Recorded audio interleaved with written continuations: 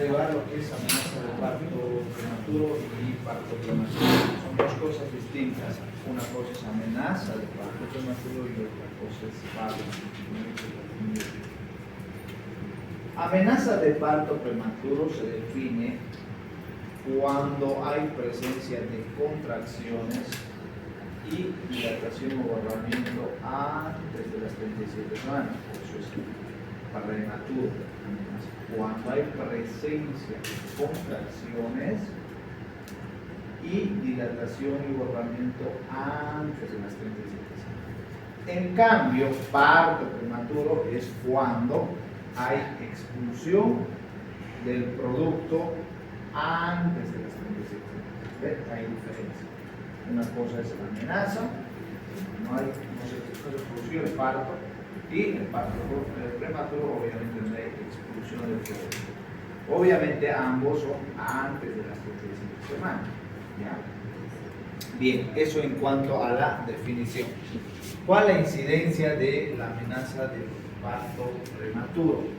Sobre todo nos vamos a enfocar en amenaza. Esto prácticamente es más para hacer una diferencia entre lo que es amenaza de parto prematuro y parto prematuro. ¿Okay? La incidencia de amenaza de parto prematuro es del 5 al 12%. ¿Okay? Es una incidencia relativamente alta. Y una de las patologías que más frecuentemente el servicio de alto riesgo tiene como pacientes internados. 10 de cada paciente en el servicio de alto riesgo obstétrico, por lo menos unas 7, 8 pacientes son con amenaza de parto prematuro. Ya después los otros son ya con otras patologías. ¿Okay? Una patología bien frecuente. ¿Cuáles son los factores de riesgo de la amenaza de parto prematuro? Existen múltiples factores de riesgo para que se produzca amenaza de parto prematuro. Una de ellas, por ejemplo, es la edad. ¿Ya? Edad. Es decir, menores de 20 años o mayores de 35 años tienen ese riesgo de desarrollar amenaza de parto prematuro. Obviamente son edades extremas, ¿no? Menores de 20 años y mayores de 35 años. El peso, ¿ya? Peso por debajo de 55 kilos, ¿no? También constituye un factor de riesgo para la amenaza de parto. Obviamente, esas pacientes anémicas que no se han alimentado bien, lógico, van a desarrollar amenaza de parto prematuro, o es un factor de riesgo para que desarrollen amenaza de parto prematuro. Obviamente, también la talla. Talla por debajo de 1,55 constituye un factor de riesgo. Personas chiquititas, pacientes chiquititas, desarrollan o tienen ese riesgo, ese factor de riesgo de desarrollar esta patología. Otra, por ejemplo, la multiparidad. Esto es casi frecuente en casi todas las patologías. El hecho de que la paciente tenga 3, 4, 5, 6 hijos, obviamente constituye no solamente para esta patología, sino también para otras patologías como hemos visto, placenta previa, incluso de la multiparidad es un factor para múltiples patologías que no se existen. Otro antecedente de amenaza de parto prematuro, ya es decir que esa paciente, doctor, yo en mi primer, segundo embarazo, mis bebés nacieron o estuve internada en el servicio de alto riesgo a las 30, 32 semanas, 35 semanas. Entonces a uno ya le está alarmando el hecho de que desarrolle o de que haya tenido ese antecedente. ¿Ya? Entonces uno ya se alarma. Doctor, he tenido este problema, incluso mi parto fue a las 33 semanas. Puede desarrollar esta paciente amenaza de parto. De que es importante conocer los factores de riesgo en amenaza. No es por leerlos por leer, no. Hay una paciente que viene menor de 20 años, 15 años, esta paciente podría desarrollar amenaza de parto. Todo nos sirve. ¿Ok?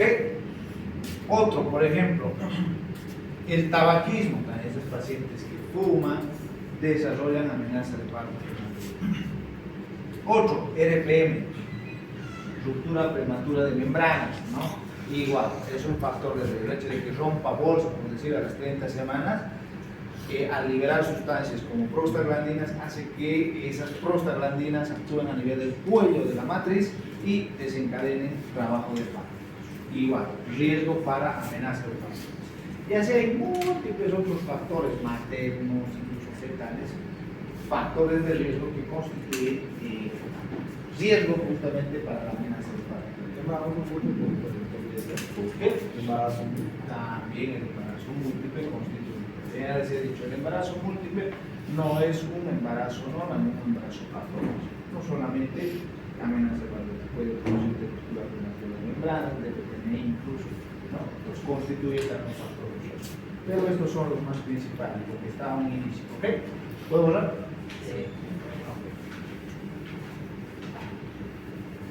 Bien, es nomás un poquito concentrarse y todo su lógica.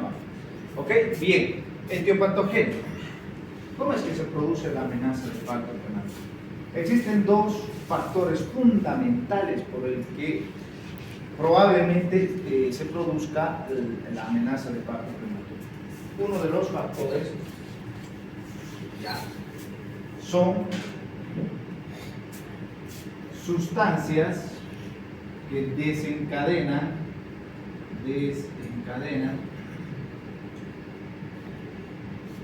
amenazas de parto prematuro. Ojo, no es que es una abreviación oficial, ya estoy agregando así. Ustedes, cuando les pregunto de su examen, me escriben todo. Sustancias que desencadenan amenaza de parto prematuro.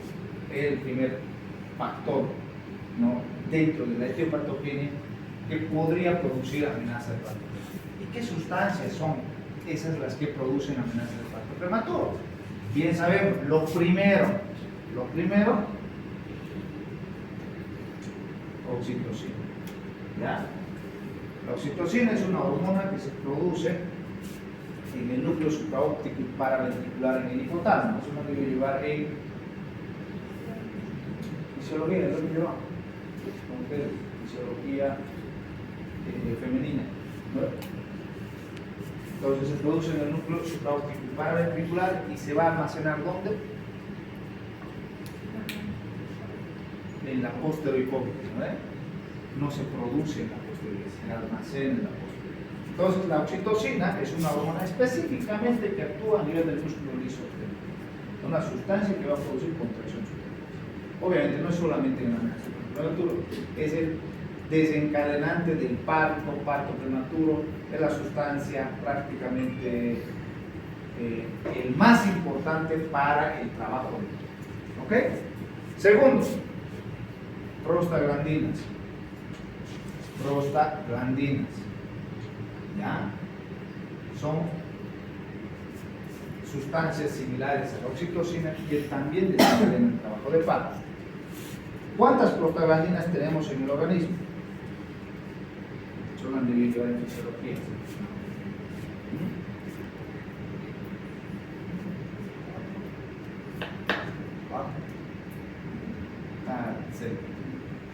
Existen 5 prostaglandinas estudiadas en el organismo. ¿Ya? ¿Cuáles son estas prostaglandinas? Prostaglandina F, prostaglandina I, prostaglandina D, pues, prostaglandina E y A. Pregunta de examen, ¿ya? Bien, las prostaglandinas que actúan en la amenaza de parto prematuro y en el desencadenamiento también del parto término, ya son prácticamente dos: prostaglandina E2 y prostaglandina F2 alfa.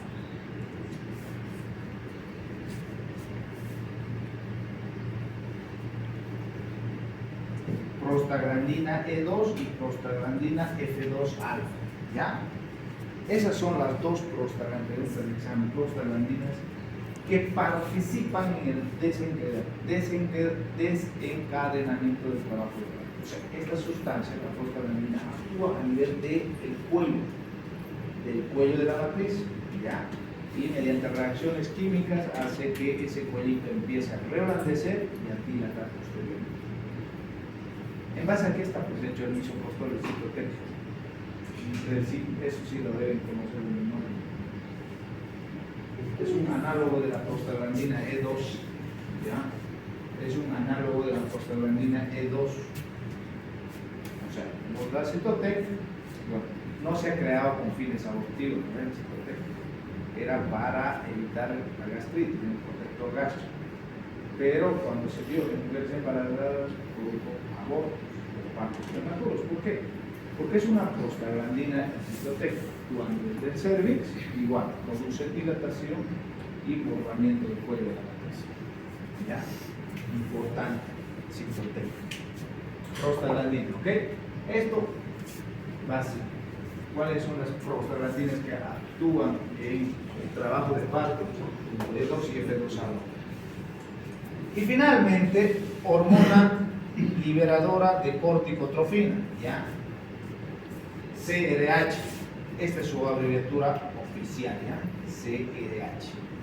Hormona liberadora de corticotrofina, ¿ya? Esta hormonita también tiene acción a nivel del músculo liso del útero para producir trabajo de parto. Estas son las tres sustancias, principalmente oxitocina y prostaglandinas, que participan en el desencadenamiento del trabajo de parto. O sea, actúan a nivel del músculo liso del útero. ¿Ok? Bien, ¿puedo borrar? Bien, entonces el primer factor dentro de la etiopatogenia de la amenaza de parto prematuro son sustancias que desencadenan el trabajo de parto. El segundo factor son factores que estimulan la liberación de dichas sustancias. O sea, ¿de qué sustancias? De estas. ¿Ya? Entonces hay factores que estimulan la liberación de estas sustancias. ¿Y cuáles son esos factores? El más importante es infección. Típico, una mujer que tiene infección va a venir con dolores, un trabajo de parto inicial, dilatación, borramiento, contracciones uterinas. Ya alguien que es mamá acá lo ha debido tal vez pasar en su embarazo. Y es que es así, el embarazo, si ustedes recuerdan por fisiología, siempre la mamá tiende a estar un poco inmunodeprimida, por eso es que constantemente hay infecciones vaginales, infecciones urinarias. Entonces, infección, tanto infecciones urinarias como infecciones vaginales, ¿no? Son las causas más frecuentes que estimulan ¿qué? La liberación de estas sustancias. ¿Ok? Los gérmenes más frecuentemente aislados, ¿ya? Más frecuentemente aislados son Trichomona vaginalis, ¿ya? Trichomona vaginalis. Estoy escribiendo, ¿ya? Que me escribo otra cosa. Trichomona vaginalis. ¿Qué es la trichomona? En obstetricia lo han debido llevar el año pasado. Si le dices prohibido en el internado, no es chao. ¿Ya? No hay que decir no, nunca. Hay que siempre saber algo. Trichomona es un parásito, pues, ¿no? Parásito de Ramón, transmite por vía sexual. ¿Ya? La trichomona es un parásito. ¿Qué es? Una bacteria, un parásito o un virus. Un parásito. ¿Ya? Gardnerella vaginalis, otro germen frecuentemente aislado, Gardnerella vaginalis, otro germen frecuentemente aislado en la amenaza de parto prematuro. Y volvemos, no sé si se acuerdan, un micoplasma llamado ureoplasma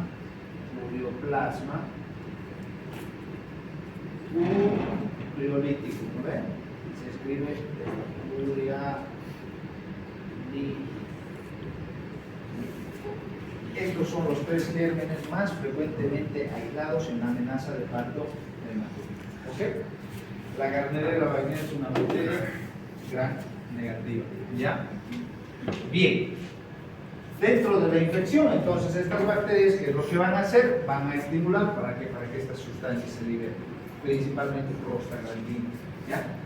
Otro, ruptura prematura de membranas, también. La ruptura prematura de membranas hace que se liberen estas sustancias. ¿Ya? Otro, traumatismos, ¿no? Un golpe, ¿ya? Un traumatismo a nivel del cervix, igual, hace que se liberen estas sustancias. ¿Qué sustancias? Principalmente ¿Se dan una foto? Bien.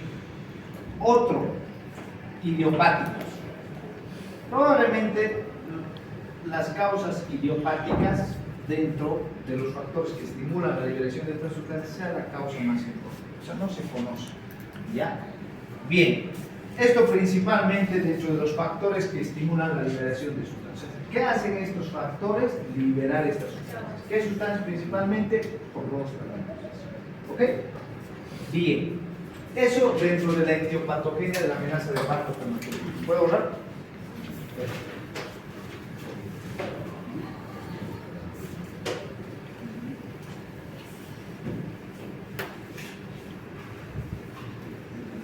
Bien. Diagnóstico. ¿Cómo diagnosticamos una amenaza de parto prematuro? En un libro dice una cosa, en otro otra. Bueno, yo les he más o menos agrupado y les voy a dar bien de forma sencilla cuál es el diagnóstico de amenaza de parto prematuro. Bien, primero, hay un diagnóstico clínico, ¿ya? Hay un diagnóstico ecográfico y hay un diagnóstico laboral. ¿Ok? Entonces, cuando les pregunten cómo se diagnostica la amenaza de parto prematuro, hay un diagnóstico clínico, hay un diagnóstico ecográfico y un diagnóstico laboratorio. Dentro del diagnóstico clínico, ya le hemos adelantado, ¿ya? Primero, tiene que haber contracciones uterinas, ¿ok? Segundo, bien, dilatación y borramiento, ¿ok? Fácil. ¿Cómo nosotros percibimos las contracciones uterinas? Ustedes tienen que saber, igual esto se lleva en fisiología obstétrica, hay normalmente contracciones durante todo el embarazo. Eso tienen que saber. Hasta las 30 semanas están las contracciones de tipo A, que no son percibidas por la madre, y a partir de las 30 semanas están las contracciones de tipo B, o de Braxton-Hicks se llama, Braxton-Hicks. Estas contracciones de tipo B ya son un poco percibidas por la madre. O sea, dicen ahí, me duele un poquito bajo vientre, doctor. Y ya, si no sabe que es algo fisiológico, ya le están dando antibióticos, antihispanóticos, le dan de todo. Entonces, hay contracciones normalmente durante todo el embarazo. Menos de las 30 semanas, tipo A, que no son percibidas. Arriba de las 30 semanas, tipo B, de Braxton-Hicks, que ya son percibidas, pero son contracciones. Pero, cuando hay contracciones de 3 en 10, o sea, por le palpas a la mujer, hay 3 contracciones en 10 minutos con una duración arriba de 20 segundos. ¿Ya? Ah, entonces dices que sí, son contracciones uterinas de trabajo de parto. Y ya no son contracciones de tipo B, peor de tipo A, ¿no? ¿Ok? Cuando hay contracciones de 3 contracciones en 10 minutos con una duración arriba de 20 segundos, ya son contracciones de parto. ¿Y cómo lo percibe? La madre está en el cúbito dorsal y no es más que poner la mano durante 10 minutos. Si hay contracciones de 2 en 10 minutos, menor a 20 segundos, probablemente sea simplemente contracciones de tipo B. ¿Ok? Bien, un punto. Dilatación y borramiento. En realidad, la dilatación y borramiento se determina mediante ¿qué? Mediante el tacto vaginal. ¿Ok? Nosotros hacemos tacto, y si la paciente está dilatando, está borrando, significa que está en trabajo de parto, o bien con amenaza de parto prematuro. Dilatación y borramiento. ¿Ya? Ese es el diagnóstico clínico. Contracciones uterinas, dilatación y borramiento. Es lo más importante. ¿Cuál es el diagnóstico clínico? Contracciones uterinas, dilatación y borramiento. Listo, se acabó. Bien, el diagnóstico ecográfico, ya. El diagnóstico ecográfico se basa principalmente en encontrar tres parámetros. Primero, obviamente, esto lo va a encontrar el ecografista, pero ustedes tienen que saber. Primero, normalmente la longitud del cuello mide 2.5 centímetros para arriba. Cuando está por debajo de 2,5 centímetros, significa que es un cuello corto. ¿Ya? Es un cuello pequeño. Significa que ese cuello está adelgazando. Y si está adelgazando, probablemente dilate. Entonces ya nos está dando cuenta. Y este es un parámetro bien importante porque lo mide el ecografista, la longitud del cuello de la matriz. Si está arriba de 2.5, no va a pasar nada, no hay amenaza. Por más que la paciente diga, me duele, no hay amenaza, porque ese cuello no se está adelgazando. ¿Ok? Pero si está por debajo de 2.5, significa que ese cuello va a adelgazar. Y probabilidad de que adelgace más, se produce la dilatación. ¿Ok? Segundo parámetro ecográfico es tunelización del canal endocervical. ¿Ya? Tunelización del canal endocervical. ¿Qué significa eso? Normalmente, para que entiendan,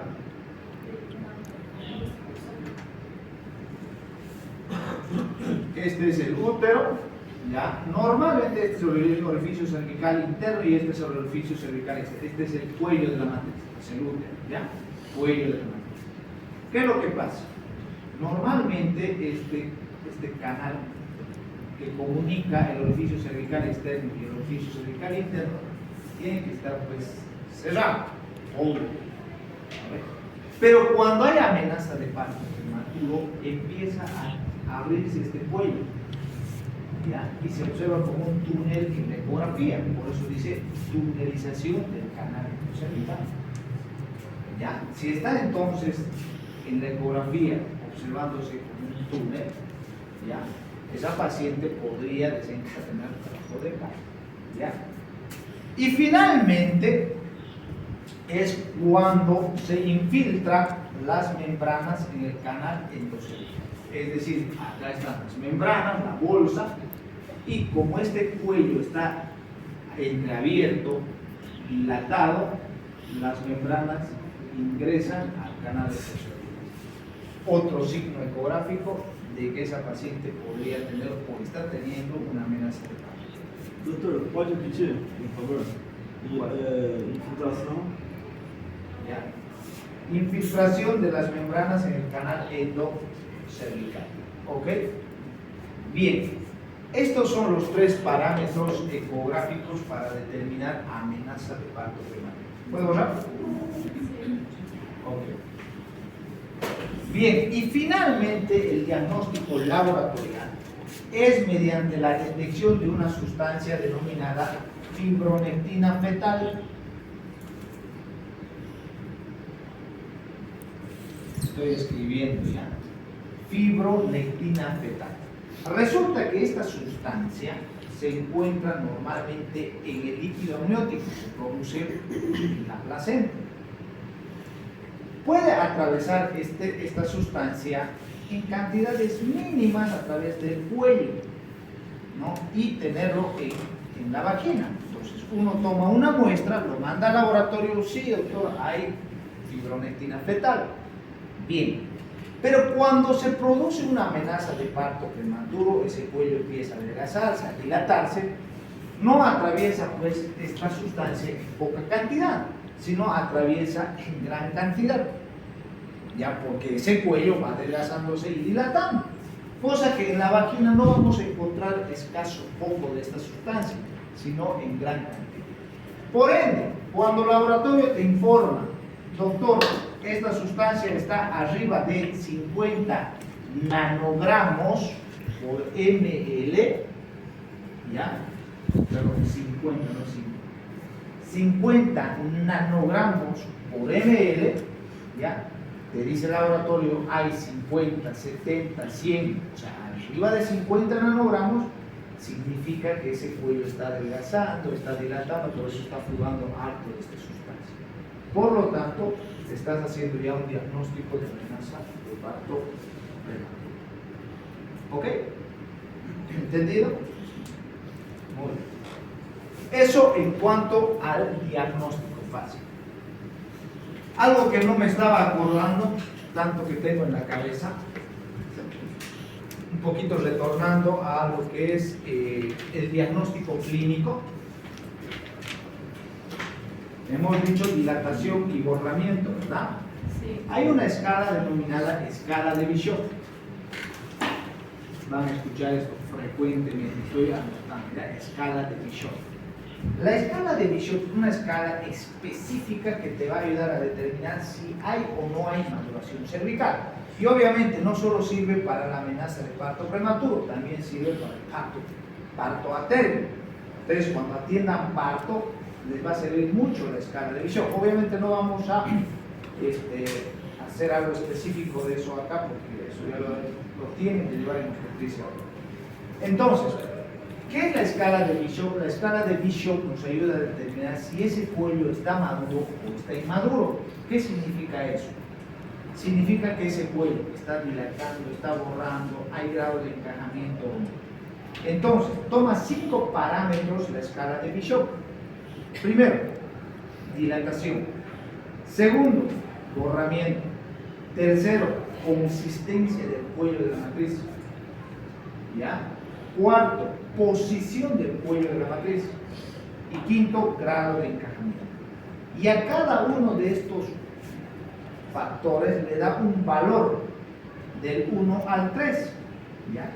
Si tu escala de Bishop, sumando todo esto, te da arriba de 7, significa que ese cuello está maduro, que hay trabajo de parto. Ojo, no solo es para amenaza de parto prematuro, sino también para un parto aquí. ¿Ok? Si esa escala de Bishop, sumando todos estos factores, te da menor a 7, significa que ese cuello es maduro, no hay trabajo de parto. ¿Ya? Es algo específico para saber si realmente esa paciente está con trabajo de parto, hay dilatación, hay borramiento, y si hay trabajo de parto. ¿Ok? Bien, eso de forma general con la escala de Bishop. ¿Ok? Bien, voy a borrar ya.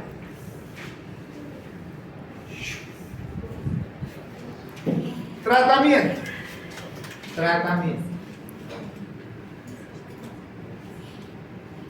Al hablar del tratamiento, que esta es la parte más importante de la amenaza de parto, hay que hablar de la farmacología prácticamente en cuestión de la mujer embarazada. ¿Qué medicamentos? O sea, si les estoy diciendo de 10 pacientes que están internadas en el servicio de alto riesgo, 8 están con amenaza de parto prematuro, pues hay que saber bien el manejo, el tratamiento farmacológico de una paciente con amenaza de parto prematuro. ¿Ok? Bien. De forma general, el tratamiento de la amenaza de parto prematuro se basa en estos dos pilares. Primero, topólisis, ¿ya? Y segundo, maduración pulmonar. ¿Ok? Listo, ahí de forma general. ¿Qué haces en la amenaza de parto prematuro? Topólisis y maduración pulmonar. Listo, no hay más. ¿Ya? Bien. ¿Qué es topólisis? O tratamiento, o fármacos topolíticos. Fármacos topolíticos. Fármacos topolíticos. ¿Qué son? ¿Qué es topólisis? ¿Qué son fármacos topolíticos? Para inhibir la respiración. Exactamente. Son fármacos que nos van a ayudar a disminuir o inhibir las contracciones. No hay más. Eso se les pregunta en internet, no saben ni qué es topólisis. Entonces los fármacos topolíticos son fármacos que te ayudan a disminuir o inhibir las contracciones. Obviamente, si no hay contracciones uterinas, no hay parto. Eso desde ya. Por más que esté dilatado ese cuello con 4 o 5, que sucede en la incompetencia cervical, o sea, cuando ese cuello ya está dilatado, si no hay contracciones uterinas, no se produce el parto. ¿Cuál es pues el motor, así dice en el libro, el motor del trabajo de parto? El útero, el músculo liso del útero, las contracciones uterinas que produce. Si no hay contracciones uterinas, no hay parto. ¿Ya? Entonces, ¿qué es lo que van a hacer los topolíticos? Inhibir de alguna manera esas contracciones. ¿Ok? Bien, dentro de los fármacos topolíticos hay una variedad de fármacos topolíticos, pero hay que hablar de los que se utilizan o los que hay en nuestro medio. Antes de entrar al estudio de fármacos topolíticos, ustedes tienen que saber, y eso sí, métanselo en la cabeza, en qué pacientes no debo dar fármacos topolíticos. ¿Cuáles son las contraindicaciones absolutas antes del estudio de estos fármacos? Para el estudio tienen que saber en qué pacientes no debo dar fármacos. Las contraindicaciones absolutas que nunca debo dar, ni ahora ni nunca nada, ¿ya?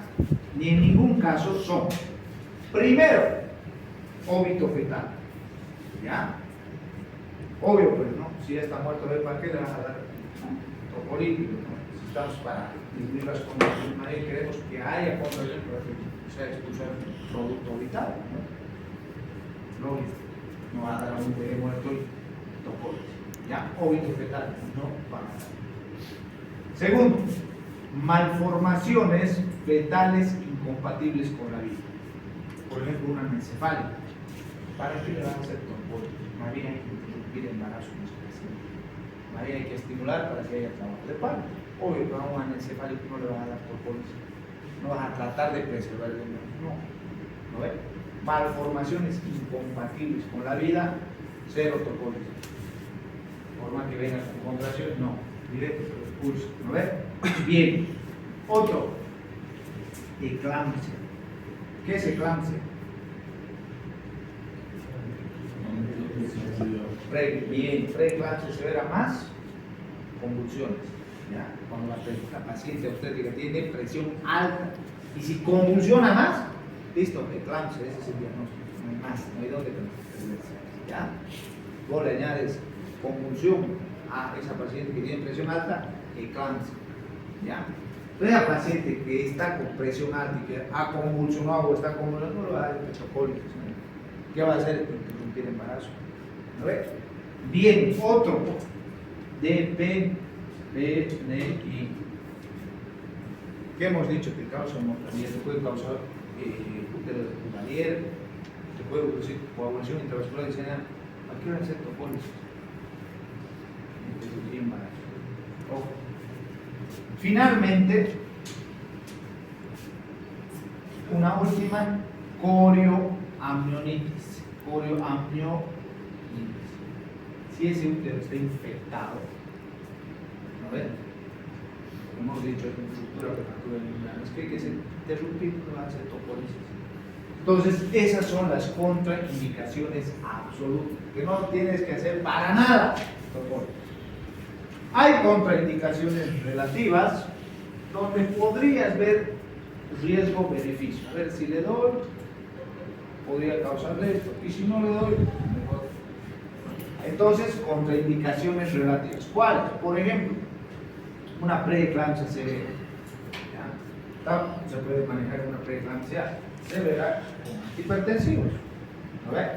Disminuyes la presión y le das topolítico. Sí. Pero si no controlas la presión arterial, sigue refractaria, a pesar de los antihipertensivos, interrumpirlos, ¿no? Entonces, riesgo-beneficio relativo. Puede ser sí, como puede ser. Bien, otro. Hipertensión crónica. Es esa paciente antes de su embarazo ya tenía presión. Ahí también puedes dar o no puedes dar topolítico. Ya ves riesgo-beneficio. Y finalmente, insuficiencia renal. ¿No? Esa paciente que tiene insuficiencia renal, igual hay que ver si realmente le va a servir dar topolíticos o no durante su embarazo. Ya hay que ver riesgo-beneficio en las contraindicaciones relativas. Bien, lo que yo quiero que aprendan es contraindicaciones absolutas. No tienen que dar por nada del mundo topolíticos. ¿Ok? Bien, una vez dicho las contraindicaciones, ahora sí vamos a empezar con los topolíticos. ¿Puedo borrar? Ok. Bien. Dentro del grupo de los fármacos topolíticos, el primero a mencionar son los beta-miméticos. beta-miméticos o también llamados simpático-miméticos. ¿Ya? Dentro de los beta-miméticos está un fármaco de importancia. ¿Cuál? La ritodrina. ¿Ya? La ritodrina, ¿ya?, es un fármaco. Voy a dar mecanismo de acción, efectos secundarios y dosis. Es un fármaco que actúa inhibiendo una enzima denominada sinasa. Inhibe a la enzima sinasa. Resulta que esta enzima, ¿ya?,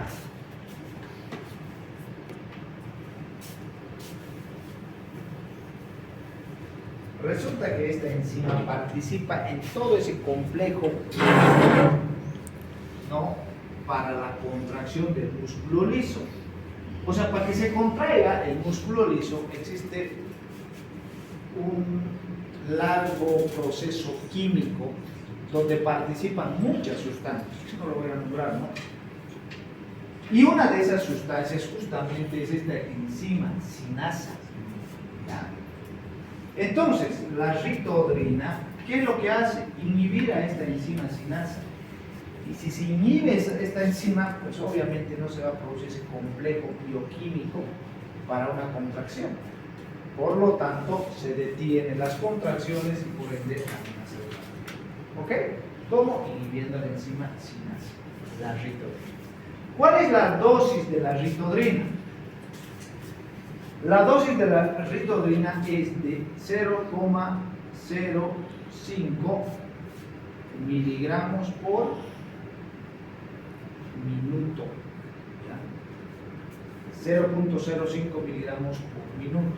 Puede llegar hasta un máximo de 0,35 miligramos por minuto. Es decir, vos le pones una bolita de ritodrina en el suerito de miel y que ese suerito vaya a 0,05 miligramos por minuto. ¿Y cómo vamos a hacer? Con un microbotero, o sea, la enfermera que se encargue. Pero esa es la dosis, vos le dices 0,05 miligramos. ¿Y cuánto tiempo, doctor? Hasta que paren las contracciones. ¿Ya? Generalmente van a parar entre las 24 y 48 horas. ¿Okay? Entonces esa es la dosis. Empiezas por tus 0,5 miligramos por minuto y puedes llegar hasta un máximo de 0,35 miligramos por minuto. ¿Ok? Bien. ¿Cuáles son los efectos secundarios de la ritodrina? Primero, puede aumentar la presión sistólica, sobre todo, aumenta la frecuencia cardíaca a nivel del aparato cardiovascular. ¿Ya? A nivel de la tiroides, desplaza la función de las hormonas tiroideas, o sea, no deja actuar en su órgano blanco, en su órgano diana, a las hormonas tiroideas. A nivel de los riñones, ¿ya?, incrementa la acción de la hormona antidiurética. ¿Qué hace la hormona antidiurética? Reabsorbe sodio y líquido a nivel de los túbulos colectores, ¿no? Es lo que hace. Entonces, si aumenta, incrementa la acción para tener más líquido, más sodio esa paciente. ¿Ok? A nivel de los pulmones, es broncodilatador. Además, te puede producir edema agudo de pulmón. Puede producirte hipopotasemia. ¿Ya? Puede producirte hiperglicemia y resistencia a la insulina. ¿Ya? Por lo que ven, tiene muchos efectos secundarios, efectos colaterales, la ritodrina. Por eso es que muchas farmacias ya no lo venden, ya no está tan disponible en el mercado. Pero no es que ha sido discontinuado este fármaco, ¿ya? No ha dicho la FDA, discontinúe este fármaco, no, se sigue utilizando. Pero por los efectos colaterales y porque han aparecido otros topolíticos, no, se ha dejado un poco el uso de la ritodrina. Pero es buen topolítico, actúa directo en una enzima para las contracciones. ¿Ok? Eso con la ritodrina. Ojo con los efectos secundarios. ¿Bien? Bien. ¿Puedo hablar? Ritodrina. Otro grupo de fármacos topolíticos. AINES. Antiinflamatorios no esteroideos. Dentro de los AINES, ¿cuál? y ya lo hemos llevado a este fármaco. Indometacina. ¿Cuál es el mecanismo de acción de la indometacina? Inhibe la acción de la prostaglandina sintetasa. Y si inhibe la acción de esta, no se forman prostaglandinas, y obviamente si no hay prostaglandinas, no hay contracciones uterinas y no hay amenaza de parto. ¿Ok? Inhibe la acción de la prostaglandina sintetasa. ¿Ok? ¿Cuál es la dosis de la indometacina? Ya lo hemos dicho. ¿En qué patología lo hemos llevado a la indometacina? ¿Recuerdan? En el polidrama, ¿no ves? 100 miligramos vía rectal. ¿Ok? ¿Por cuánto tiempo? Por 3 días. O sea, un supositorio de indometacina por noche, por 3 noches y no es más. ¿Cuáles son los efectos secundarios? Que también ya lo hemos hablado. Primero, se puede producir cierre precoz del ductus o conducto arterioso. Ya les he hablado, ya saben que es ductus o conducto arterioso. Segundo, puede producirte hemorragia intraventricular. Ya lo he dicho yo esto en polidrama. Tercero, te puede producir enterocolitis necrotizante en el feto. ¿Ya? Cuarto, te puede producir hipergluceminemia, una alteración hepática en el feto. Y una última más, te puede producir insuficiencia renal transitoria. Por eso les repetí ese día cuando hablamos de polidrama. Por eso no den más allá de las 72 horas, o sea, 3 días, ni más allá de las 32 horas. Indometacina solo hasta las 32 semanas y solo durante 3 días. A ver, les dije en polidrama. ¿Por qué? Porque te va a producir todo. ¿Ok? Bien. Otro grupo de fármacos tocolíticos está antagonista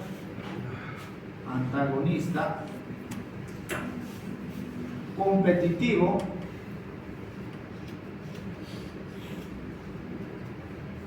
de los canales de calcio.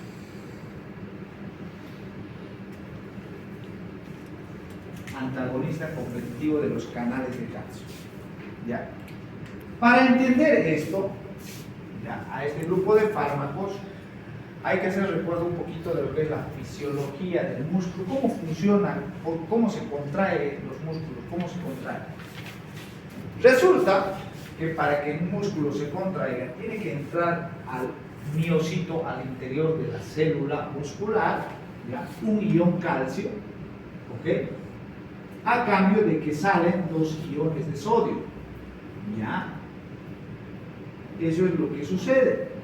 Entonces, ingresa calcio y salen 2 iones de sodio y se crea en esta membrana del miocito un potencial de membrana. Para que ustedes me entiendan, una corriente eléctrica. ¿Ya? Se crea un potencial de membrana. Este potencial de membrana, ¿no?, va transmitiéndose a las otras células, a los otros miocitos, a través de unos puentes denominadas gap junctions. ¿Ya? Gap junctions. ¿Ok? Entonces, de célula a célula se van transmitiendo, estimulando, y se produce la contracción del músculo. Ya sea músculo estriado, músculo liso, se produce la contracción. Esta es la fisiología, en resumen, de la contracción del músculo. ¿Ok?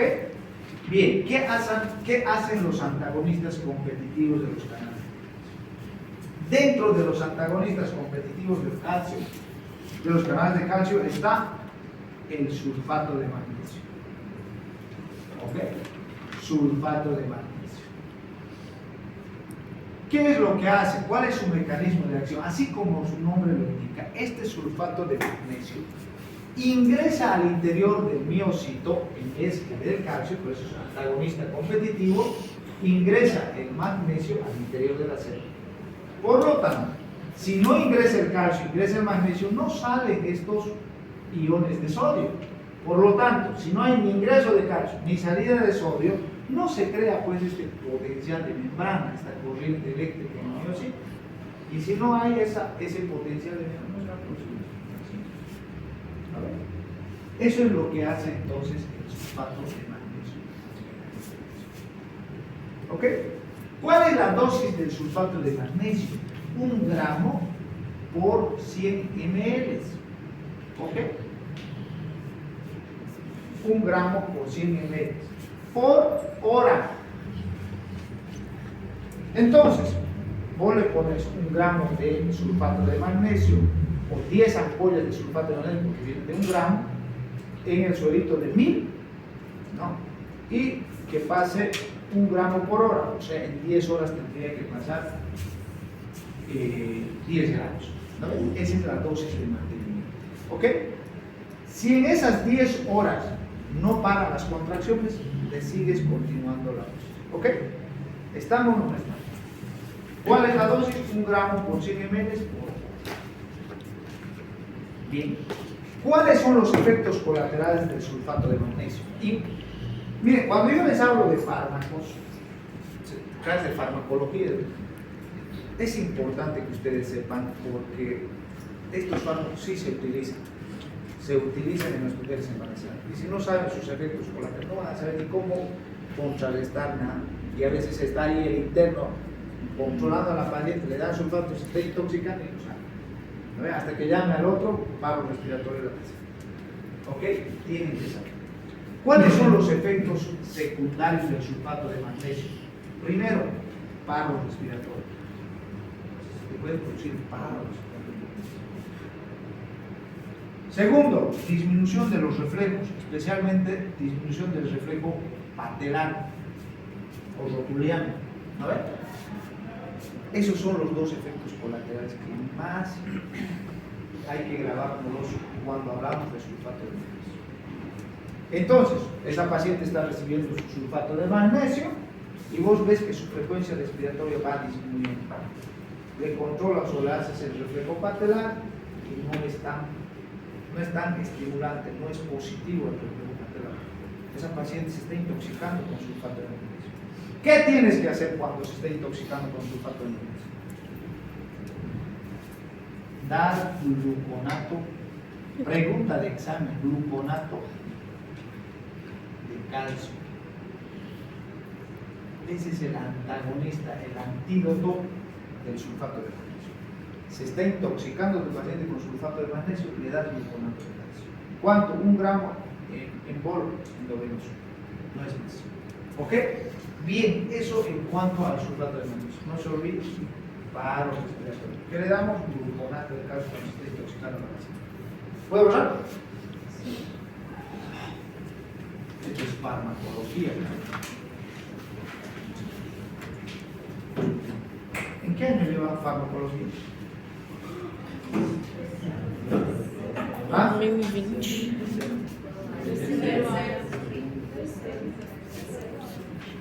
Todo esto se lleva en farmacología. Bien, bloqueadores de los canales de calcio, otro grupo. Bloqueadores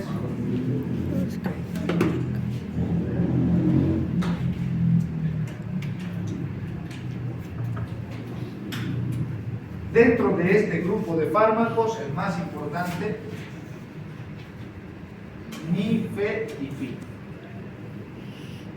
Y el nifedipino es el medicamento de primera elección para la amenaza de parto prematuro. ¿Ya? Entonces, cuando les venga paciente, no le dan sulfato ni nifedipino. ¿Ok? Nifedipino. ¿Cuál es su mecanismo de acción? Dicen bloqueadores de los canales de calcio. Obviamente, pues, bloquea a estos canales. Por donde ingresa el calcio, los bloquea. ¿Ya? Entonces, si hay bloqueo, no ingresa calcio, no sale sodio, no hay potencial de membrana, no hay contracción. ¿Ok? Bien, ¿cuál es la dosis del nifedipino? Podés utilizar 20 miligramos vía oral, ¿ya? O sea, solo esa dosis, ¿ya? O si no te funciona, siguen las contracciones, a los 20 minutos podés repetirle otra vez 20 miligramos. Si siguen las contracciones, esperas una tercera dosis dentro de 20 minutos y le das nuevamente 20 minutos, 3 dosis. ¿Ya? Pero si ya a la primera con 20 miligramos ha cedido las contracciones uterinas, pues le haces dosis de mantenimiento, nada más. 10 miligramos cada 6 horas o cada 8 horas, ¿ok? Dependiendo a cómo están las contracciones. ¿Ok? Hace 20 miligramos. Si para con eso, le haces dosis de mantenimiento. Y si no, repites a los 20 minutos otros 20 miligramos. Esto aprende a hacerlo. Van a venir pacientes con amenazas de darle su tabletita de nifedipino. Les repites a los 20 minutos otros 20 miligramos. Y si no, a los otros 20 minutos otra tercera dosis. Y después de eso, con seguridad va a parar las contracciones. Le haces su dosis de mantenimiento. 10 miligramos cada 6 horas, cada 8. ¿Ok? ¿Cuál es el efecto colateral más importante del nifedipino? Ustedes conocen el nifedipino, amigo. Su papá, mamá, que son hipertensos. Un antihipertensivo, ¿verdad? Se utiliza para la presión. Entonces, ¿qué es lo que te podría producir si le das mucha dosis de nifedipino? Hipotensión, dolor, hipotensión. Ya. Bien, eso en cuanto a los bloqueadores de los canales de calcio. ¿Podemos hablar? Finalmente, para no aburrirles con farmacología, uno de los fármacos que lamentablemente no hay acá en Bolivia, pero debe haber en Brasil sí o sí, ¿ya? Y es el fármaco prácticamente, no de elección, pero que actúa específicamente en una sustancia. ¿Cuál es la primera sustancia que participa dentro de la etiopatogenia de las contracciones uterinas? La oxitocina. Entonces tiene que haber un fármaco que inhiba la oxitocina. ¿Cuál es ese fármaco? El atosiban. Inhibidores de la oxitocina. Entonces, dentro del grupo de los inhibidores de la oxitocina, ¿quién? Atosiban. ¿Ok? ¿Cuál es el mecanismo de acción? Ya te está diciendo, inhibe la función de la oxitocina. ¿Ok? ¿Cuál es la dosis? Una dosis de ataque que viene con contracciones la paciente de 6.75 miligramos. Dosis de ataque. Le das 6.75 miligramos de ataque a la contracción. Y la de mantenimiento ya, le pones un suelito, una ampolla y que vaya a 300 microgramos por minuto. ¿Ya? A ver, anotaré bien porque ustedes me van a hacer barbaridades en su examen. 300 microgramos por minuto, ¿ok? Y vas reduciendo hasta 100 microgramos por minuto, ¿ok? ¿Y cómo sacamos eso? No se preocupe, ustedes le decían a la enfermera, quiero que vaya así, que realmente tiene que saber cómo colocar eso.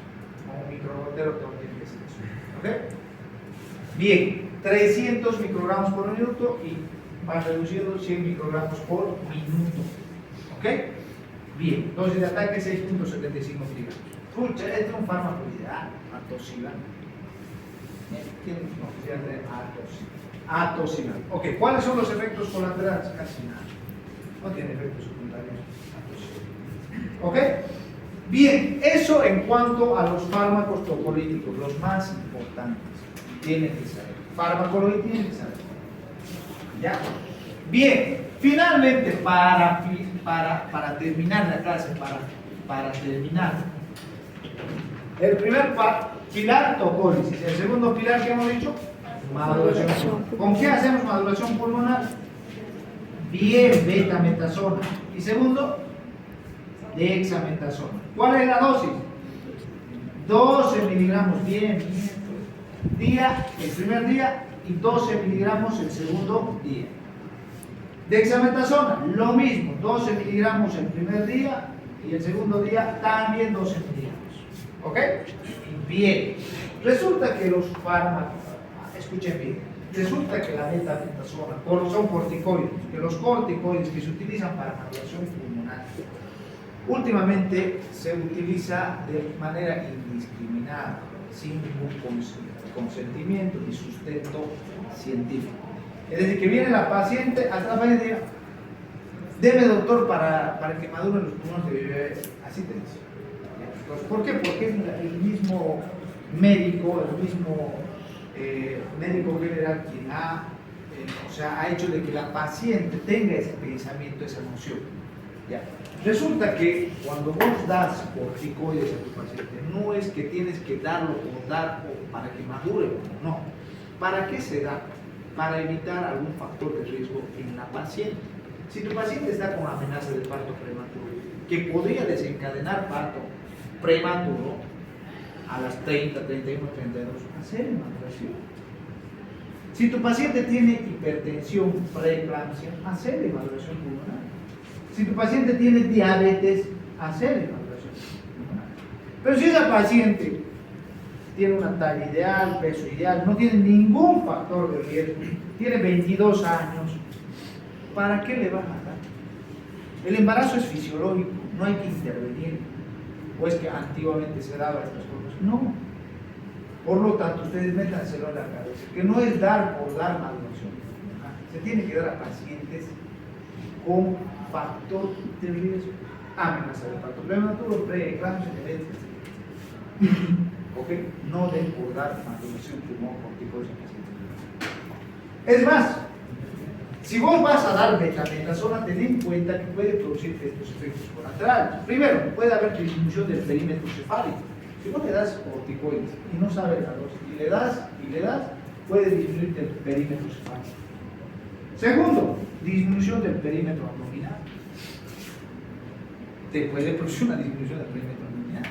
Tercero, te va a producir un inadecuado desarrollo psicomotor cuando ese bebé nace.